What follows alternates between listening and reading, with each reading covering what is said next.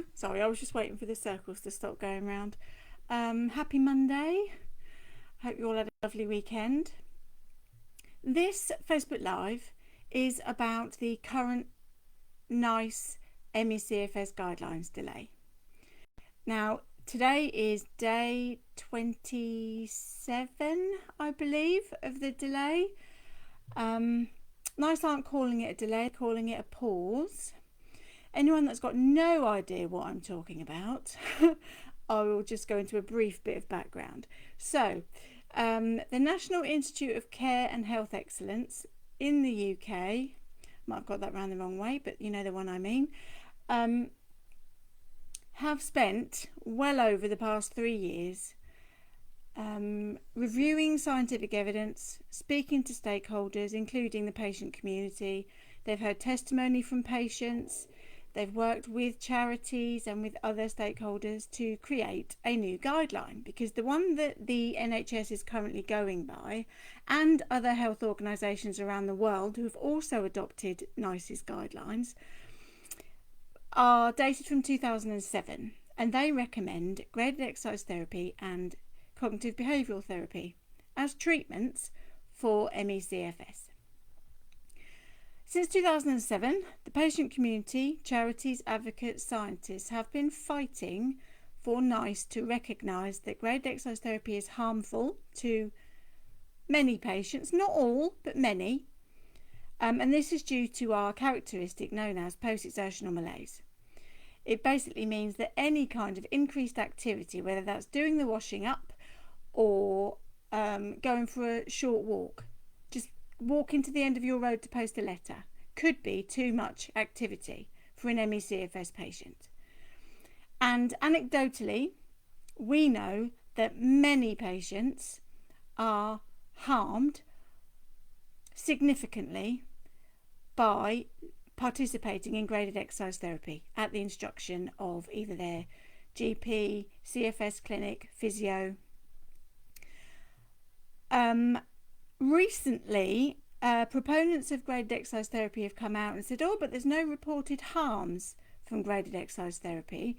You can't just take the patient's anecdotal statement as fact. Here at Stripey Lightbulb, we would like our learners and anyone listening and watching this to understand that there is nowhere to report harms for graded exercise therapy for ME-CFS patients. It is not covered by the MHRA because it's not a drug, it's not a manufactured device. There is no official place for ME-CFS patients to report harms. And when patients speak to their doctor or speak to their CFS clinic or physio, they're told they're not doing it properly, or they're not trying hard enough, or patients drop out from that service altogether. But to drop out from that service, I've done this myself often, the easiest thing to say is, yeah, I'm fixed now, I don't need your help. So I did that with cognitive behavioural therapy. Fortunately, I've never been prescribed graded exercise therapy, but my GP did tell me to increase my activity and to take my dog for more walks, which is actually graded exercise therapy in disguise. This notion that exercise is a cure-all needs to be smashed because it's simply not true. Anyway, I digress. So there is no evidence of harms other than anecdotal, and patients have told their charities, they've told their advocacy groups. But because there is no official MHRA, Department of Health, or NICE, they haven't got anywhere for patients to say, this is the name of the clinic, this is the name of the doctor, these are the dates, and this is what happened. You know, we could say, I don't know, what our symptoms were on day one, what they were on the last day that we took part. Or we could record our heart rate, things like that, but nothing. We don't have anything like that. Anyway, so NICE created after this over 3 year review, in November 2020, NICE published their draft guidelines.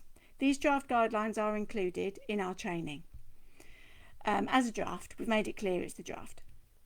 In this draft, NICE very clearly said, do not recommend any kind of therapy based on exercise or increased activity. It also said cognitive behavioural therapy is not a treatment for ME/CFS, but if some patients feel they would benefit, then it can be offered. So, very clear. Do not recommend graded exercise therapy or CBT as treatments for ME/CFS patients. That was only the draft. The final published version was due in April, I believe, but it was delayed because they had such a lot of feedback from the draft. They were still processing it and they wanted to make sure that they collected all feedback. That was the reason given. Anyway, so on the, I believe, sorry, my memory is atrocious today. I think it was the 20th of August. Yeah, 20th of August. The final publication was due. 9 hours before it was published, NICE pulled the plug and said, we can't publish it because we've received backlash from some stakeholders. Now, a lot of it is not overly transparent. Some of the stakeholders have come out and made statements, very brief statements, as to why they don't agree with the guidelines. And it seems to be that well, hang on a minute, if we don't do graded exercise therapy and we don't do CBT, there are no treatments for ME/CFS, and that's not acceptable. Here at Stripey Lightbulb, in our training, we very clearly say on page 1, there are no effective treatments worldwide for ME/CFS. We've known that as a social enterprise since 2019 when our e-learning platform went live. The ME/CFS patient community has known that since 2007 because we know that graded exercise therapy and CBT do not work for ME/CFS. And yet now, because NICE has kind of, in its own way, exposed the fact that ME/CFS has been massively neglected and there are no treatments because of a lack of investment and because of this. To be clear, the reason graded exercise therapy and cognitive behavioural therapy are treatments in the first place is because they are cost effective. It's as a result of a flawed research study that is also covered in our training, fully evidenced, and it's been called the biggest medical scandal, one of the biggest medical scandals of the 21st century in Parliament. So it's cost effective and it's a scandal. Which is why this NICE delay is itself scandalous, because they've seen the scientific evidence, they've made their decision in November, and now because of a backlash from people that recommend graded exercise therapy and cognitive behavioural therapy, they've paused it. It gets even more complicated. They're now holding a round table, which, to be clear, this pause is unprecedented. In other words, it's never happened before. With every other review, they review the scientific evidence, they speak to stakeholders, they make their decision, they implement those changes. But because stakeholders have said, hang on a minute, we're not going to implement those changes because we don't agree with them, they've paused it. As Professor Brian Hughes calls it, that's eminence-based medicine, not evidence-based medicine. They're putting opinion above scientific fact. Anyway, so we've been thinking about, okay, so what if NICE overnight says, we've spoken to stakeholders, we've decided we're going to scrap graded exercise therapy and CBT. In accordance with our scientific review, we're just going to go ahead with that. This is all hypothetical, by the way, because that hasn't happened, but it might do, you never know. We can keep our fingers crossed. We've been thinking about the fact that maybe part of the reason there's this resistance is because it may kind of lead to people thinking there is no need for ME/CFS clinics. Our first thought about that is patients will always need support. In the absence of medical devices or treatment, there's no drugs. There are drugs for specific symptoms, but there is nothing for the ME itself, to be clear. Some patients say, oh, I take this drug for my orthostatic intolerance, or I take that drug for my migraines, that kind of thing. But there's nothing for the ME. Patients will always need support. They just need to tweak that support as to what is offered. And as we've seen since the emergence of long COVID, because they also share our post exertional malaise characteristic. Pacing is crucial. Patients need to be taught how to pace effectively.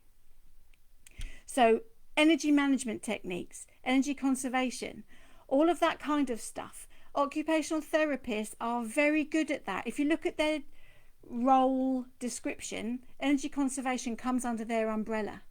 So at the moment, physios are in CFS clinics because they offer graded exercise therapy with this notion that it's deconditioning. ME/CFS and long COVID, neither are deconditioning. So replace the physios with OTs who help patients do more with their available energy. They never try to push them past the energy that they have available, however small that energy amount is. One of our directors is an occupational therapist, and we've done a podcast before. If you have a look on our Patreon account, you can listen to it. And Chantal goes into detail about how OTs are perfectly placed to help ME/CFS patients. They are massively underused. Personally, I've had ME for 15 years in November this year. I've never been referred to an OT, not even for a medical device. And as an advocate, I've asked the patient community, and they've all said I've only ever been referred, not all, there's a handful that have had help in terms of pacing, but the vast majority have only been referred to OTs for help with medical equipment. OTs are much more than medical equipment. So they're massively underused. So with these rebranded clinics, we would recommend having occupational therapists as the lead profession in those clinics. Patients also need some kind of counselling, whether that's CBT or not, I don't know. Need to make it clear, the CBT that ME/CFS patients are offered is not the same as CBT offered to other illnesses.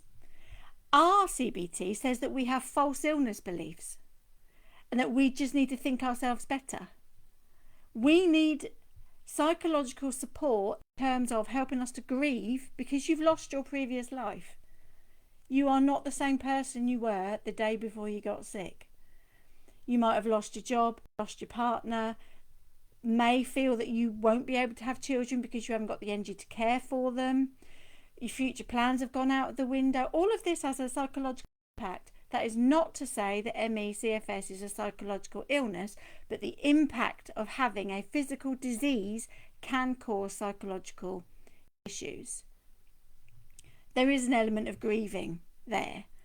So the staff at these clinics need to be occupational therapists, counsellors, like I say, not necessarily CBT specialists, but counsellors, one-to-one, people-centred counselling. Disability support. Currently, patients have to go to their charities for advice or their local disability centre, which are often overrun already with every other disability, and we have to fight to have our illness believed. People don't see that we're sick. I've said this more than once. I'm fine now, but give me half an hour. The impact of doing this Facebook Live, I won't be able to do much for the next couple of hours. You only see me when I'm well enough to be seen. They need disability support, so carer advice, all the admin stuff that patients are simply too sick to do.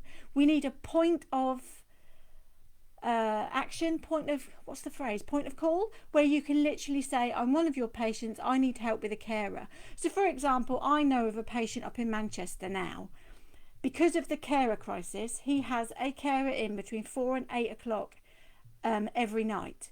But he's only being given 600 millilitres of water a day. He can't get out of his bed. That's a problem with carers. He's got nowhere in his vicinity that can help him with that. He hasn't got the energy to fight. Fortunately, the community is rallying around, but his problem's not resolved. This is what I mean. They need disability support locally, so they haven't got to contact a national charity that's got a massive backlog already. If you're going to have these centres, it needs to be a one-stop shop, and this is exactly what I'm recommending to the long COVID team that I'm currently part of. You need to have support in the absence of drugs, treatments and cures, because otherwise you're just left and you've got absolutely nowhere to go for help.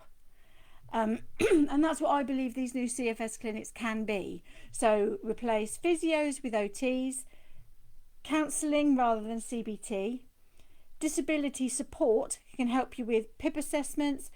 To literally have someone to help you with your PIP assessment, say, yeah, she or he's been part of our CFS clinic, we can confirm that they've got XYZ.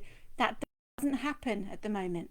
GPs are asked to do that, but at least 34% aren't confident in making a diagnosis. 79% of they've never had training. Many don't believe that ME is real. You need your CFS or ME clinic to write that letter for you. All of this stuff would benefit patients, and yet because it's not medical, there's a reluctance to offer it. Well, I'm sorry that the delay in finding medical treatments is because of this diversion with graded exercise therapy and cognitive behavioural therapy, none of which are patients' fault, and we've just been left. So obviously this is a training platform for ME-CFS. So any healthcare professionals need to get trained up on what ME-CFS is. It is not fatigue. If you do not understand what post-exertional malaise is, or how energy levels fluctuate hourly, by the minute, if you don't understand how pacing works, you cannot adequately support a patient under your duty of care.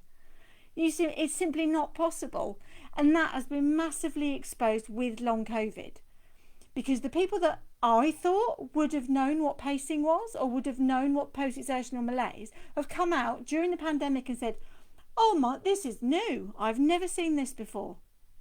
Really? There's 250,000 minimum patients in the UK with that exact symptom prior to COVID. So the very poor knowledge base has been massively exposed thanks to COVID, so that's one thing I'm grateful for. However, you need to understand the history of ME-CFS to understand why we are where we are today. Why we desperately need NICE to say, okay, we've looked at the scientific evidence. We agree, graded exercise therapy and CBT should be scrapped. The evidence is there. It can't be ignored anymore. And recently I've been talking to some legal professionals, just because I'm not a lawyer, I don't know how the law works. And sometimes I'm thinking, this is unlawful, surely, but I don't know. So I had a very interesting conversation. It was nearly 2 hours. It nearly tipped me over the edge with my ME, but it was very worth it. And I came away with pages of notes, very helpful. There is, see, this is something I didn't know. There is a scientific consensus internationally about what ME is and is not. In the UK, that consensus simply isn't adhered to, isn't acknowledged. The scientific consensus is that it is a neurological disease, neuroimmune disease. That's why the World Health Organization have categorised it as neurological since 1969. And that consensus also says, it recognises that exercise or increased activity is bad for ME-CFS patients. So anyone that's recommending that is going against the international scientific consensus on ME-CFS. There is a law case there. That's against our human rights. And yet NICE are allowing themselves to be, you choose my words carefully, allowing people to disagree because of eminence-based medicine, not evidence-based medicine. So now I kind of understand this scientific consensus, because up until now, apologies, COVID cough. Up until now, I've thought it's kind of a small group of ME experts and the patient community against the world. But now, actually, there is a very large scientific community that have reached a consensus to say ME-CFS is a neurological disease. Our consensus is exercise is bad. Don't recommend exercise to patients. So why a UK I know the answer to this, but I'm not going to go into that. Why are UK medical establishments, I'll use the word inflicting graded exercise therapy, and they're also calling it other names now, but to be clear, anything that tells a patient to increase their activity levels is graded exercise therapy in disguise. The patient decides how much exercise or increased activity they can do. They listen to their body, and you stop well before you start feeling the effects of that activity. Otherwise, you will get post-exertion malaise. But now I know that there's this international scientific consensus, and actually anything that goes against that consensus is unlawful. I kind of feel empowered by that. And I hope that patients listening to this feel empowered by that. There is a legal case here. We have legal rights in terms of, if it is known that something harms a protected group, then you shouldn't recommend that thing that harms that protected group. As a disability, which ME/CFS is, exercise is the thing that harms us. And yet it's being recommended by medical establishments. Personally, if I was a medical professional, I would learn what ME/CFS was, because that is a legal case waiting to happen. Especially now, since long COVID has emerged, and there is so much literature now about post-exertional malaise in the wider public sphere that's easily accessible for medical professionals, saying you shouldn't be asking them to increase their activity. It doesn't matter what you believe as a medical professional. If you don't believe in ME/CFS, that's your prerogative, but you can't inflict your views on your patients, because the international scientific consensus says so. So I'm not saying I'm going to take legal action. I'm just saying there is a legal case waiting to happen there. And it's kind of nice to know that we've got a leg to stand on. So I am absolutely amazed that NICE are persisting with their delay. And in the meantime, how many patients are going to be told to do graded exercise therapy? Because this is the key point. The old guideline has not been removed. So while we wait for the new one, new patients are still being recommended graded exercise therapy. And to be clear again, there are a large chunk of long COVID patients who are now being diagnosed with ME/CFS. They are going to CFS clinics right now, today, and being told to do graded exercise therapy, when for months they may well have been engaging with ME/CFS patients and long COVID advocates on social media, and we've been saying to them, rest, do not push your energy envelope, pace. They've learned how to pace. Then they go to a CFS clinic and they're told, do graded exercise therapy. If you try hard enough, you'll get better. To be clear, only around 5% of ME/CFS patients ever recover, and no one can put their finger on why those people have recovered. They recover naturally without intervention. But people don't know that because they haven't had training. Please sign up to our training. Whether you are a medical professional, whether you've just got a random interest in ME/CFS, it's 3 modules. You learn a bit about the history, because you have to understand how we reached the point we're at today. The PACE trial is included in that. Misogyny, sexism in medicine, because you don't call something hysteria when most patients are female without an element of sexism there. We do the full history. The NICE guidelines are covered in there. Fully evidenced, referenced. We give you suggestions for further reading. It's well worth your time, effort, and it's CPD accredited. Be in no doubt, this is a tsunami wave of chronic illness coming everybody's way, whether you're an employer, a teacher, or a medical professional. And that's why we've got training for all 3 professions. Each course is slightly different. The first 2 modules are the same, but the 3rd module is industry specific. You can learn how to support patients within your workplace. You won't have to react and panic and find information as you possibly can when you encounter a patient, because you'll already have that knowledge. And I think it's 1 in 20 children are getting long COVID at the moment. If they have post-exertional malaise, you will know how to support that child in your classroom. what's the phrase? Forewarned is forearmed, whatever that phrase is. Yeah, learn, be prepared, acknowledge that you might not be able to see that they're unwell, but if they are deteriorating a couple of days after they've exerted themselves, you'll understand why. You'll reduce the false claims of fabricated or induced illness. I'm feeling a little bit sick waiting for long COVID patients to say, yeah, our parents are being referred to social services for FII, because that is relatively common within the ME/CFS patient community because of post-exertional malaise. So we need teachers, social workers. Any social workers watching this, please do our training, because if you can identify post-exertional malaise, you can see it for yourself, you will not pursue an FII case. That saves you paperwork, saves your council or your NHS trust money. So time and money is saved. Well worth doing. But yeah, so that's kind of where we are. So we're hoping that NICE changes their mind and publishes their guidelines. But we believe evidence should be put before eminence, and that is simply not happening at the moment. So we need people to learn why graded exercise therapy is not recommended by scientists, advocates, charities, patients. The only people that recommend graded exercise therapy are the people that have probably made careers off the back of saying graded exercise therapy works. When it doesn't. Don't just take my word for it. As I say, our courses are fully referenced with scientific papers.